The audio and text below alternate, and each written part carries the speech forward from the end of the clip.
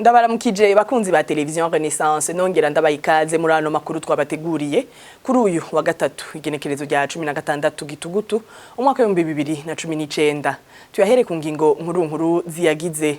Harabaye amasezerano hagati y'igihugu c'u Burundi na Tanzania. Muri ayo masezerano hakavugwa ko igipolisi c'u Burundi gishobora gukurikira abagizi ba nabi binjiye muri Tanzania, igipolisi ca Tanzania naco kigashobora gukurikira abagizi ba nabi binjiye mu Burundi. Ivyo birateye amakenga bamwe mu banyepolitike b'abarundi ku bwa Frederico bamvuga inyumvira ngo harimo amahinyu yo bajanye nuko ayo masezerano agamije gutahukana ku nguvu impunzi z'abarundi ziri muri Tanzania.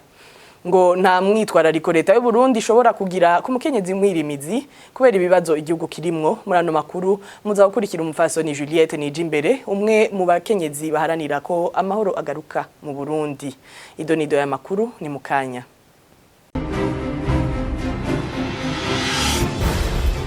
Ano makuru tuyahere mu bijanye n'umutekano n'imigenderanire. Igihugu ca Tanzania hamwe n'igihugu c'u Burundi vyarateye ikumu ku masezerano yo gushira hamwe kugira batuze imigwi y'abasuma yiba ikoresheje inkoho muri ivyo bihugu bibiri. Aya masezerano akaba yashizweho igikumu na Simon Siro, umukuru w'igipolisi ca Tanzania, hamwe na Melkiade Rucheke yaserukiye igipolisi c'u Burundi. Ibiri muri ayo masezerano akaba ari guhanahana amakuru hamwe no guhanahana abagizi ba nabi bahungabanya umutekano hagati y'igihugu ca Tanzania hamwe n'igihugu c'u Burundi. Kwa tumefanya mkutano wetu na tumesaini wanasema twagize uyu mubonano twanashize ko igikumu kandi twemeranije twese ko tugiye gukorera hamwe mu gutanga amakuru yose ashoboka twese hamwe, ariko ikindi naco no guhanahana abagizi ba nabi twabiteye ko igikumu. Mwese muri ngaha muri vyabona n'agace ka Kigoma hamwe n'agace ka Kagera hamwe n'agace gato ko kumbibe, kubera ko tubona ko hariho ibitagenda neza niho abakuru b'igipolisi c'ibihugu bitatu twahuye turaganira ingene twoshira inguvu hamwe kugira twemeze ko abagizi ba nabi bakoresha inkoho batujijwe. Ubwa mbere twemeranije ko ubugizi bwa nabi muri ibi bihugu bitatu vyatujijwe. Subire mvuge ko muri iki gisagara ca Kigoma, mu gisagara ca Kagera hamwe na Mpanda, mbwiye abatanzania ko ivyo bisagara bigiye kuronka amahoro, bizogenda neza. Turasaba n'ubufasha bw'abanyagihugu bo muri Tanzania mu gutuza umwansi hamwe n'abagenzi bacu bari mu gipolisi c'u Burundi gutuza ako kagwi gato kambura abantu bakoresheje inkoho.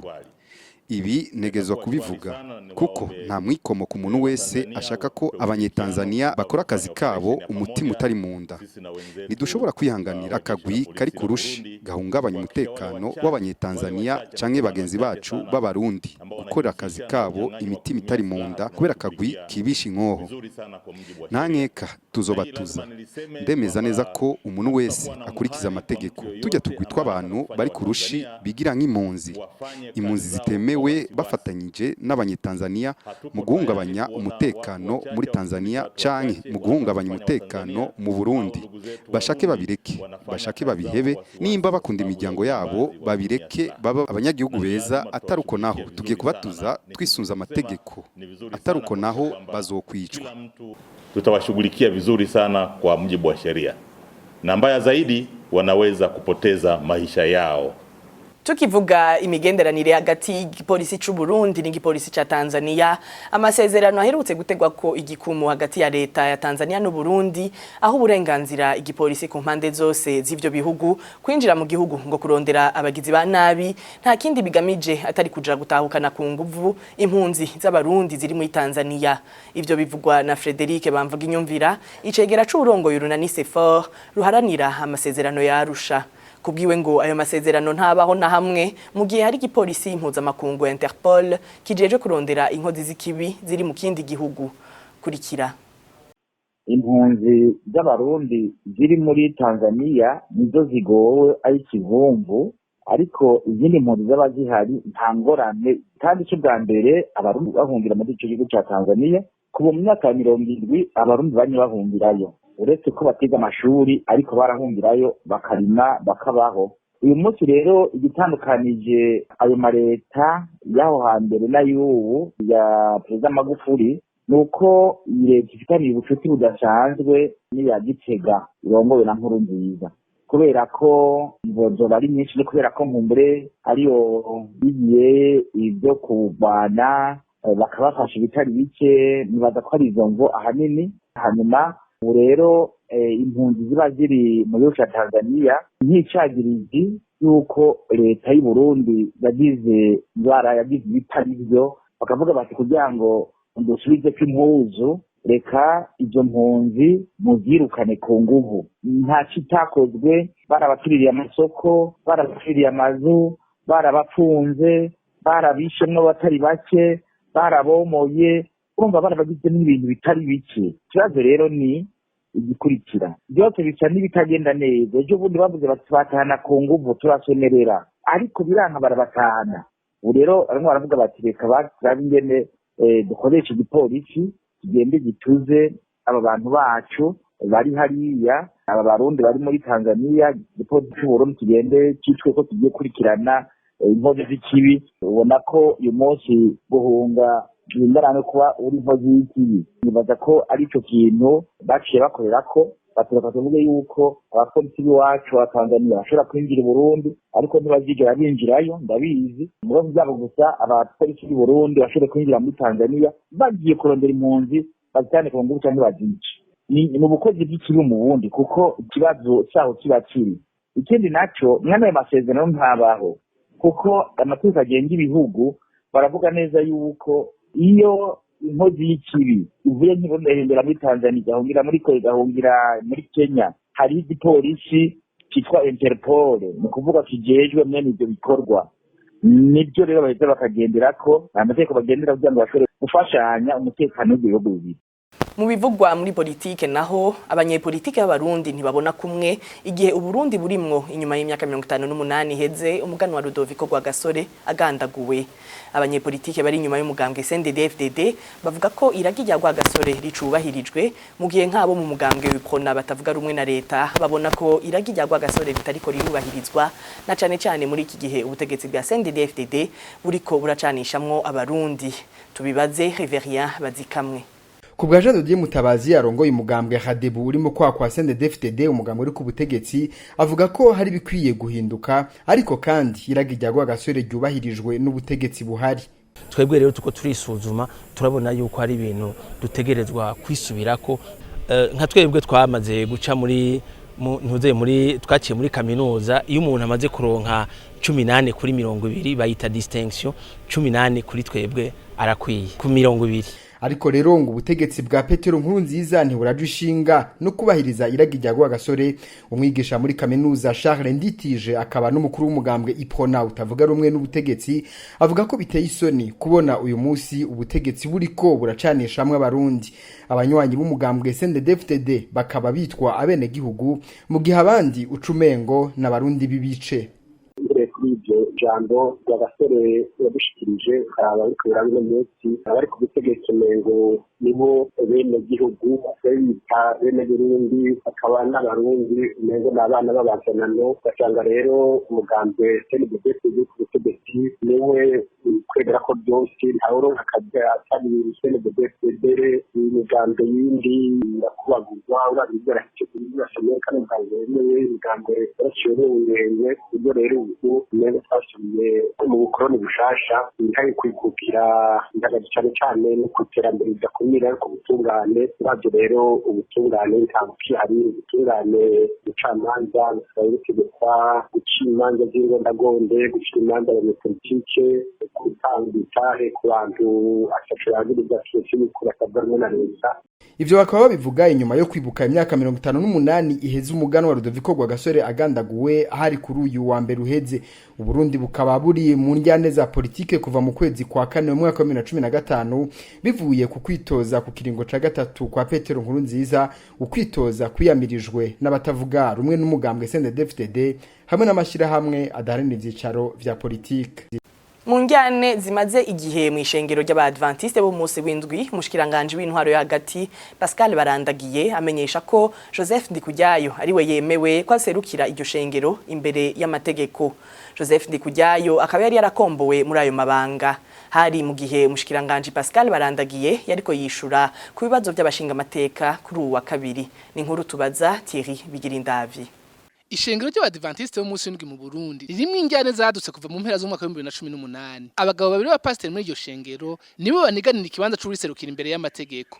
Umwe n'uwitwa Joseph Ndikujyayo yahora ari waserukira imbere y'amategeko kugeza ku igenekerezo rya 8 ukwezi kwa Munyonyo umwaka wa 2018 aho yakugwa n'abarongo iryo shengero mu karere ka Afrika yo hagati n'iy'ubuseruko. Ariko akanana kuhava akitura ubushikiranganje bw'intwaro yo hagati mu gihugu avuga ko arenganijwe. Uwundi bafite ico kibanza n'uwitwa Lameke Barishinga yatowe n'abandi ba pastori bagenzi we ngo bari waseruka iryo shengero imbere y'amategeko, ariko gushika ubu akaba ataremerwa n'umushikiranganje w'intwaro yo hagati mu gihugu. Uwo mushikiranganje Pascal Barandagiye ari imbere y'inama nshinga amateka ntajya umunwa arembeza ko mu bushikiranganje bashikiye uwitwa Joseph Ndikujyayo. Mu shengero rero y'Abadventiste abajejwe division bavuze ko bakuye urirongoye ataraheza manda imyaka 5 yari afise, hanyuma aritwara. Tureza kubanza turagwakira turaruca twisunza amategeko y'igihugu, la loi registre confession religieuse. Hanyuma rero turabona yuko uwo muntu by'ukuri kandi no mu kete ryamukura nta nikirego na kimwe cyarimo, turana ko arenganijwe. Tuvuga tuti twe kubitwerekeye wewe warusanzwe urirongoye, ni wewe ubandanye urirongora uheze manda yawe hanyuma andi matora abe. Ivyakurikiye twarabewe ko abo bantu ari abantu by'ukuri bakora ibikwa c'Imana cyangwa abantu bari mu bindi. Hadutse ibyo gukwegana amashati, gutukana, guterana amabuye, kugwana mu isengero, kwitana amazina atabaho, nivyo byabandanije. Turaberwa abantu bamenye Imana n'abapagani batigeze babatizwa, turaberwa itandukaniro ryabo. L'Assemblée Générale Mondiale yaranditse ikete n'abanyiri twandikira irana kopi présidence. Sur l'instruction de la présidence de la République twarumvirije abo bantu. Baraza turumvikana, turavugana, turashika ku ijambo ryiza vraiment. Tuyeje kurishikako bageze iwabo basubiyeyo batwandikira ikete atana hamwe risana nivyo twumvikanye, barasubira bahana kopi ya présidence de la République. Turabona vy'ukuri ko abo bantu atari abantu cooperative. Tumaze kubibona uko hafashwe ingingo yuko orarirongoye abandanye rongoye ivy'ifata kibanza, ukamwaza ngo umushikiranganje yagombye gushiraho umurongozi kanaka ihibambewe jewe lirongorwa na Lameke, lirongorwa na Joseph Sametigale. Izo njyane zo mu ishengero ry'Abadventiste mu munsi w'indwi zimaze gutuma haba gutana mu mutwe muri iryo shengero hatari hake. Nk'Ibuganda mu ntara ya Cibitoke, mu ntara ya Ngozi hamwe no mu ntara ya Muyinga. Uwo mupasiteri Joseph Ndikujyayo yagizwe n'abandi bapasiteri hamwe n'abakristo muri iryo shengero ko yanyuruje amatunga yaryo. Eka mbere ko anegamiye umugambi uri ku butegetsi. Kuko yanaganywe na Petero Nkurunziza kuja mu nama nkuru y'umutekano mu mwaka wa 2016. Bamwe mu ndongozi z'iryo shengero bakabona ko iryo genwe riteye kubi n'ukwemera kw'idini ryabo. Mu bijanye n'imibano naho umukenyezi w'umwirimizi mu Burundi ngo nta mahirwe afise kugira yitabweho ashobore gukingirwa n'ubutegetsi buhari bwugarijwe n'ibibazo bidasanzwe mu bijanye n'imibano, politike n'ubutunzi. Uko niko umupfasoni Juliette Nijimbere abibona, akaba ari umwe mu bakenyezi barajwe ishinga nuko amahoro agaruka mu Burundi. Nayo ngo ivyavuzwe n'umushikiranganje Martin ivy'abandi n'ivyo yakuye ku mbuga ngurukana bumenyi ataho bisabisana no kubishira mu ngiro. Juliette Nijimbere: numvise umenga ujya mushikiranganje ariko arasubiramwo asoma ibintu byanditse ahantu yakuye kuri internet ngira ngo kuri Google, hanyuma arabisoma. Yasomye kuko wumva ko ata kintu na kimwe kirimwo gushaka. Muri bino bihe abakenyezi, uretse mbere n'abakenyezi n'abandi bose barigorewe mu Burundi. Umukenyezi rero mwirimizi wewe agowe gusumba abandi bose kuko kuva na kera yamye ari wa wundi akitabwaho, n'intwaro zagiye zirakurikirana ntizigeze zimwitaho. Ibyo numvise rero muri ajya amajambo y'umushikiranganje yavuze yuko ngo bagiye kwitaho ibijanye n'ubwigenge bw'umukenyezi mwirimizi ngo kugira ngo nawe aronke ikibanza kwiye, ariko aribagira yuko itunga rikuru ry'umukenyezi mwirimizi ari tongo arima. Tukaba tuzi neza yuko kuva kera hariho atategeko rihari rituma umukenyezi mwirimizi atorana itongo, none yoheza akaronka ubwigenge mu kwiteza imbere gute kandi itunga ryiwe rihagaze ku itongo, iryo tongo naryo akaba atarigira ko uburenganzira. jewe rero mvuga nti ibyo n'amajambo nk'uko basanzwe bayakoresha, nk'uko basanzwe bavuga yuko amahoro ari yose, bariko barica abantu birirwa barapfa, abantu birirwa barangazwa bongera bavundira mu mabohero. Rero ayo ni amajambo tumenyereye, ariko nta kintu c'ingirakamaro jewe nibaza yuko ubu butegetsi buhari buzoshobora ngo nuko ngo bwa uno munsi ari umunsi mukuru, umunsi wahariwe umukenyezi mwirimizi, ngo baca bafata ibintu bavuge barandagate basomye ku mbuga ngurukanabumenyi. Nta mukenyezi mwirimizi uno munsi muri ibi bihe abarundi babayemwo ashobora kugira ico ashitseko, cyane cyane agishikanywe ko n'ubutegetsi buhari uno munsi. Mu bijanye n'ubutunzi naho leta y'u Burundi igiye gusubira gukorana n'igisata cikawa, aho ico gisata cari kimaze igihe kiri mu minwe y'abikorera ivyabo. Deo Guide Rurema, umushikiranganje w'uburimyi n'ubworozi, avuga ko bagiye gukorana n'abagronome b'indimo hamwe n'abajejwe indimo n'ubworozi mu ntara, bahimirize abarimyi b'ikawa kugira ikawa isubire igire akanovera. Tumukurikire. Imvo rero z'uko leta yosubiza akarenge muri iki gisata c'ikawa ni nyinshi. Murabona leta yo kugwa mu gukurikirana bene gihugu kuraba ingene ikawa zifashe mu mirimo. Ubushikiranganje tujejwe nta n'umutima k'ivyeje yuko turakoresha. Twarakuwe nta mvo nimwe hari bishobora novuga nti twebwe nta burenganzira dufise gushika uno munsi kukuja gukurikirana ikawa ku murimyi. None mumva ivyo bintu ari ibintu byiza cyane. Tureke abo hanze n'andi mashira hamwe abari bo baza gukurikirana ingene umwimbu wo kwifata kugwiza umwimbu ku rubuga. Murumva rero si leta yavuyemo, leta barayi hase kuva muri iki gisata c'ikawa. Hari umwaka w'igihumbi kimwe amajana 1991 harimo agapfungu. Murabona ubu niho dutanguye kuza turerekana ibiharuro by'amahera y'agaciro avuye mu ikawa agaruka. Ahandi karakamizwe n'ingoma bara ntiyagaruka mu gihugu. Na rero ivyo byose n'ibindi byinshi cyane umuntu biboneka na mwebwe mubona ku rubuga. Turiko turaraba twafashe ingingo muri leta yuko yosubiza ijisho kuri ibyo bisata, tugasura tugahimiriza kumwe kwa kera, turi kumwe n'abafundi b'indimo n'abagoronome b'indimo n'abajeje uburimyi n'ubworozi mu ntara, tugahimiriza nk'uko turiko turahimiriza mu bindi bisata kugira ngo umwimbu w'ikawa usubire ugire akanovera kandi ube mwinshi. Hanze y'u Burundi naho mu gusozera no makuru, Paul Kagame umukuru w'igihugu c'u Rwanda ari mu rugendo rwiwe rwa mbere kuva ku munsi w'ejo mu gihugu ca Centrafrica, kuva hatowe kandi Faustin Archange Touadera nk'umukuru w'igihugu ca Centrafrica. Mu ijambo ryiwe umukuru w'igihugu c'u Rwanda akaba yavuze ko igitumye agira urwo rugendo akaba ari gusubira kunagura umubano hagati y'ivyo bihugu no gutera umukono ku masezerano yo gufashanya. Tubikurikire. This occasion marks a new chapter.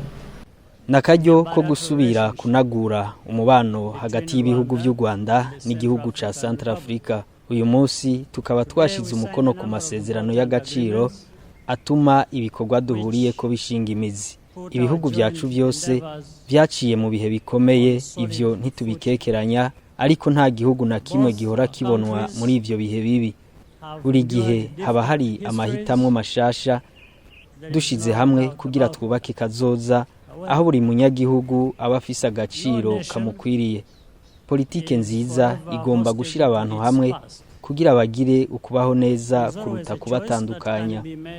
mu Rwanda turacafise byinshi byo gukora kugira dushikane igihugu cacu aho kigomba kugera.